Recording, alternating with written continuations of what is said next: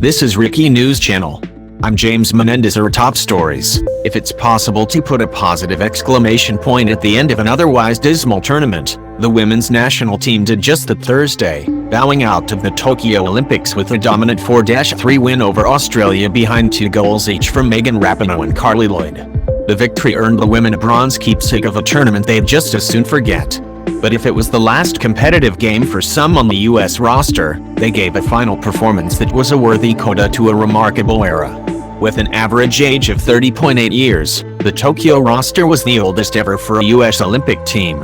And in the oppressive heat and humidity of the Japanese summer, the players at times looked every bit as old as their passports say they are. Nothing seemed to go right in these games for the US, the two-time reigning World Cup champions. They came to Tokyo having gone 2.5 years since their last loss and 4 years since they were last shut out. Both streaks ended in the first group play game, a 3-0 loss to Sweden. 6 days later, the US was blanked again in a scoreless draw with Australia, finishing the group stage with 4 points, fewest ever for a US women's team in a major international competition. Goalkeeper Alyssa Nair gave the team a chance to salvage the tournament with a spectacular effort in the quarter-finals, saving 3 penalty shots, 1 in regulation and 2 in a tie-breaking shootout, against the Netherlands.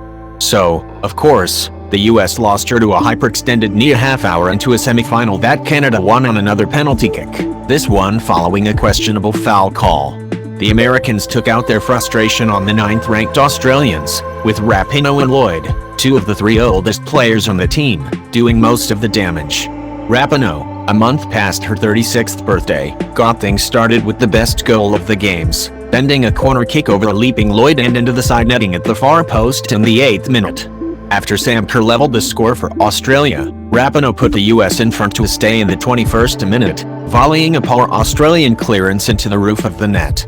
Lloyd, who turned 39 in Tokyo, made it 3-1 just before the break, running onto a Lindsay Horan feed in the box and blasting a left-footed shot by Australian keeper Tegan Micah, a former UCLA standout, for her 127th career goal. Lloyd, playing in her 312th international game, second on the all-time list, got her second goal 6 minutes after the break, and it was vintage Lloyd, with the forward outrunning Australian defender Alana Kennedy to a crisp press-through ball, then beating Micah with a clinical finish. It was the best game of the tournament for both, but it felt a bit like an aging crooner playing his greatest hits one last time. It brought back memories of the good old days while making it clear those days are gone. Both have hinted at retirement while saying no decisions have been made. A reckoning also looms for captain Becky Sauerbrunn, 36.